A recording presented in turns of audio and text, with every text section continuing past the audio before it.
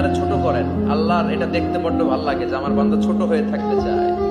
মান তাওয়াদা তারাফা, যে নিচে নামতেছে আল্লাহ টাইনা উঠায়, আর যে উঠতেছে আল্লাহ থাপ্পড় মেরে নিচে নামায়। কথা কন। মুসা আলাইহিস সালাম, সহিহ বুখারীর বর্ণনা, বনি ইসরাইলের লোকদের মাঝে ওয়াজ করতেছিলেন, এরকম নসিহত করছিলেন। তো একজন দাঁড়িয়ে বলল, ইয়া নবী আল্লাহ মুসা, মান আ'লামুন নাসি ফিল আরদ।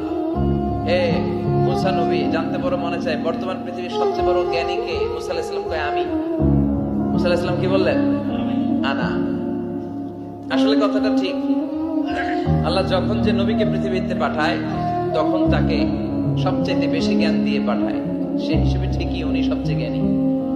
কিন্তু উনি এইভাবে নিজেকে সবচেয়ে বড় জ্ঞানী বলে দিবে, এটা আল্লাহর পছন্দ হয় না। আল্লাহ চেয়েছিলেন মুসা আলাইহিস সালাম যেন বলে আল্লাহু আ'লাম, আল্লাহই জ্ঞানী। সুবহানাল্লাহ কইবেন না? কিন্তু তা না করে উনি কি করলেন? যখন বলল সবচেয়ে বড় জ্ঞানী কে, উনি হুট করে কি বলে ফেললেন? আনা, আমি। আল্লাহ এটা পছন্দ করেনি। আল্লাহ ডেকে বললেন, মুসা, ইউ আর অ্যাবসলিউটলি রং, তুমি ভুল করেছো। তুমি সবচেয়ে জ্ঞানী নও, তোমার চেয়ে বড় জ্ঞানী আছে।